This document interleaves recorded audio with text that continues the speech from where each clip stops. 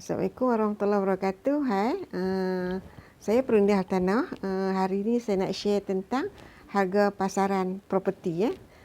Dan saya lebih fokus kepada harga pasaran untuk rumah-rumah kediaman, kan. Okey, apa maksud harga pasaran tu? Okey, harga pasaran ni bermaksud harga yang kita boleh jual properti berkenaan, kan.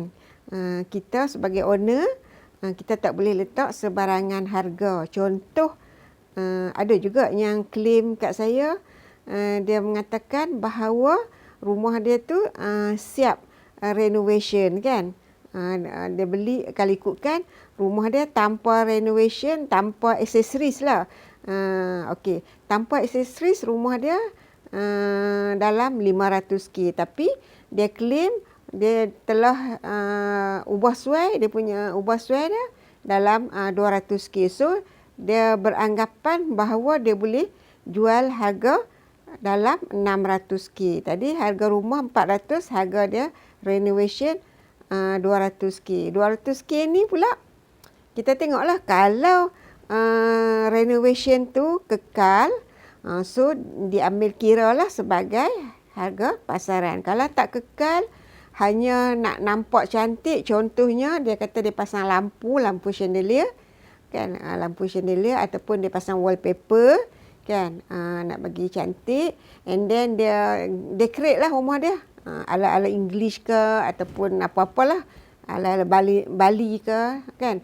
So dia claim rumah dia 600k, bukan 400k. Dalam konteks ni, kan, pihak jurunilai akan tengok balik apa dia renovation yang kekal. Contohnya dia buat renovation pada dapur dia, kan. Okey, dia extend ke belakang ataupun dia tambah satu bilik lagi, kan. Katalah rumah dia sedia ada 4 bilik, so dia tambah satu bilik dan dia extend dapur, kan. Okey, contoh dia extend dapur, saya bagi contoh, dia extend dapur dan dia extend bilik. Okey. Okey, kalau owner ataupun vendor ni nak extend bilik ataupun nak extend dapur, dia kena ada surat kelulusan ataupun dia kena ada plan yang diluluskan oleh Majlis Pembandaran, kan. Kita sebagai owner, kita tak boleh simply letak, okey, rumah saya ada renovation, so saya nak letak harga yang tinggi sebab saya punya andaian saya dah habis kos yang makan beratus ribu. So kita sebagai owner, kita tak boleh macam tu, kan. So kalau even kalau buyer nak beli pun, dia kena based on harga pasaran, bukan harganya owner letak ataupun vendor letak, kan. So sekarang ni kalau owner ataupun mana-mana owner nak jual properti yang ada renovation yang melibatkan struktur rumah berkenaan, contoh dia tambah bilik ataupun dia tambah ruang tepi ataupun dia extend dapur, so semua kena ada kelulusan majlis. So surat kelulusan majlis ni penting, kan. Penting untuk rumah tu nak dijual balik, kan. So penting, contoh katalah ada buyer, kan, nak beli rumah dia, kan. So pihak bank akan minta sertakan dengan surat kelulusan majlis ataupun pihak government. Contoh kalau dia pakai loan government ataupun dia pakai loan bank, tetap kena sertakan surat kelulusan majlis, kan. Okey, berbalik pada harga pasaran tadi, kan. Okey, macam mana kita nak tentukan harga pasaran? Macam saya, contohnya lah, sebagai contoh, katalah saya terima satu panggilan daripada owner, kan. Okey, owner tu kata, "Puan, saya nak jual rumah saya di taman sekian-sekian." Lepas tu saya cakap, "Okey, boleh cik. Cuma boleh saya dapatkan info sikit lah tentang rumah cik. Contoh taman apa, okey, jenis rumah apa, ada renovation ataupun sebaliknya, kan." So daripada situ saya dah tahu dah contoh dia bagi tahu keluasan berapa, kan. Daripada situ saya akan buat kajian, kan, kajian pasaran, kan. Kajian pasaran, at least saya dah dapat satu nilaian harga. Okey, saya dapat satu nilaian harga walaupun harga ini tidak tepat sangat kira 80% tu hampir tepat. Tapi saya dah ada satu harga. Saya dah ada dalam mindset saya harga rumah dia ni berapa dia boleh jual. Okey. Setelah saya buat kajian pasaran, baru saya berjumpa dengan owner berkenaan. Ataupun kalau mengambil masa yang agak lama sikit untuk saya nak berjumpa dengan dia. Contoh, hari ni dia call, so dia kata, "Puan, saya free next week." So, dia ada gaps beberapa hari. So, yang gaps tu saya gunakan untuk saya buat rujukan dengan pihak jurunilai, kan. Macam kami selain daripada kami buat rujukan ataupun semakan dengan pihak jurunilai, so kami perlu juga buat kami perlu juga buat kajian pasaran berdasarkan pada transaksi-transaksi yang lepas, kan. Okey, selepas tu baru saya berjumpa dengan owner. Okey, saya bagi tahu lah, okey, sekian-sekian rumah cik adalah dengan harga berkenaan. Ada setengah owner tu, contoh, saya cek-cek tengok-tengok harga 300K. Rumah dia 300K. Tapi dia tak puas hati, dia kata saya nak jual 300.5 ataupun 350K, kan. Macam saya terangkan kenapa rumah cik ni 300K, kan. Ada setengah owner faham, kan. Ada setengah owner tak faham. Bukan sebab apa? Sebab buyer nak beli perlu berdasarkan harga pasaran, kan. Kalau harga kita nak jual berdasarkan daripada kehendak kita, so kemungkinan rumah tu tidak akan terjual, kan. So mana kita nak? Kita nak rumah kita terjual ataupun kita nak rumah kita pending dalam jangka waktu yang kita belum pasti. So nasihat saya sebagai perunding hartanah, kalau kita nak jual satu-satu properti, kita perlu mengikut harga pasaran ataupun di bawah harga pasaran. Especially time-time sekarang ni, time-time pandemik COVID, so ramai di kalangan buyer-buyer di luar sana yang terkesan dengan pendapatan mereka, kan. So kita kena ada give and take, kan. Kalau kita rasa kita perlukan duit, kan, kita perlukan income yang cepat, so harga rumah tu kita kena ada timbang rasa jugalah, kan. So kena ada win-win situation dengan buyer, kan. Macam kami sebagai perunding hartanah, kami kena make sure rumah yang owner letak tu adalah rumah bersamaan dengan harga pasaran ataupun kurang daripada harga pasaran, kan.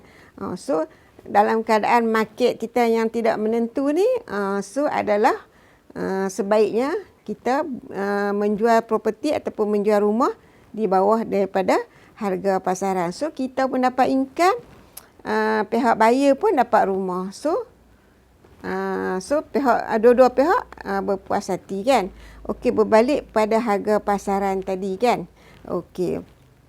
Harga pasaran tadi tu biasanya macam kami akan cek dengan sama ada dengan dua orang jurunilai ataupun lebih, kan.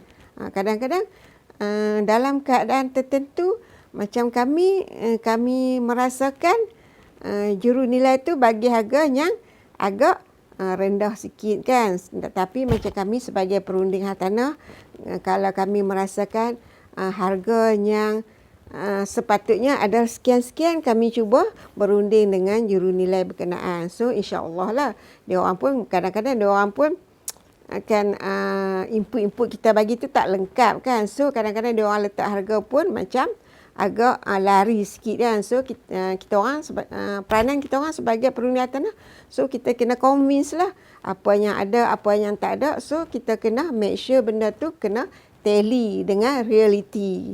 Okey, kalau sekiranya anda di luar sana ingin menyemak harga pasaran, bolehlah menghubungi saya di 0104051010. Untuk menyemak harga pasaran ni, kita orang tak charge apa-apa, free of charge, kan. So kita tak minta apa-apa bayaran, kan. So tapi kena bagi tahulah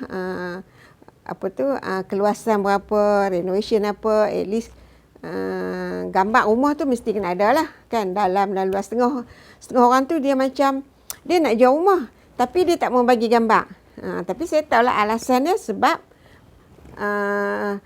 mungkin rumah dia tu ada tenant kan. Dia tak mau bagi tenant tahu. Once kalau tenant tahu, kemungkinan tenant akan cari rumah lain ya. Kadang-kadang benda ni realiti kan. So kita sebagai owner ataupun sebagai vendor terpaksalah kita hadapi kan. Kalau kita tak bagi tahu tenant pun, kita nak jual rumah pun nanti wujud satu ataupun sikap ketidakpuasan hati kan pada tenant berkenaan kan. Nanti tenant kata saya nampak rumah yang saya duduk ni ada iklan untuk dijual kan. So kalau sebaik mungkin bagi tahulah dekat tenant yang rumah ni saya akan jual, tapi saya tak pasti bila akan terjual. Saya baru plan untuk menjual. So kita bagi tahulah, kita selotoklah dengan tenant kan. Tapi ada juga tenant ni once dia dengar owner nak jual rumah, dia macam gelabah kan. So di pihak tenant ataupun di pihak penyewa tak perlu risau sangat sebab proses dia memakan masa yang agak panjang.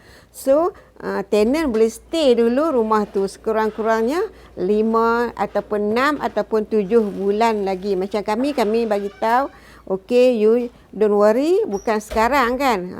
Kalau even ada pembeli pun bukan sekarang you kena keluar. So you boleh tunggu lagi sampai 6 hingga 7 bulan daripada sekarang. So you don't worry. Kalau sebagai tenant don't worry. Tapi ada juga saya pengalaman saya sendiri dan juga daripada rakan-rakan lain, tenant tak bagi bakal pembeli ataupun prospek untuk view rumah berkenaan kan, dengan alasan yang pelbagai alasan dia berikan. So kita sebagai tenant kan, owner dah nak jual rumah, sepatutnya kita bagilah kebenaran kat dia kan. Sepatutnya kita memudahkan urusan orang kan. Kalau kita pemudahkan urusan orang, Allah akan bantu pemudahkan urusan kita. So kena saling membantu. Mungkin pada masa berkenaan owner tu perlukan duit kan. Mungkin dia terdesak, dia perlukan duit dan dia nak settle dia punya apa-apa perbelanjaan. Kita pun tak tahu kan. So masing-masing ada keperluan dan kehendak masing-masing. So apa yang saya ingin sarankan, so kita cuba sebaik mungkin untuk pemudahkan urusan orang lain kan. InsyaAllah urusan kita pun akan dipermudahkan. Okey, sekali lagi saya sekali lagi kalau siapa-siapa di luar sana yang berminat untuk menyemak harga pasaran, bolehlah hubungi saya di 010-405-1010 dan jangan lupa like and share Maizara Hartanah. Sekian, Assalamualaikum.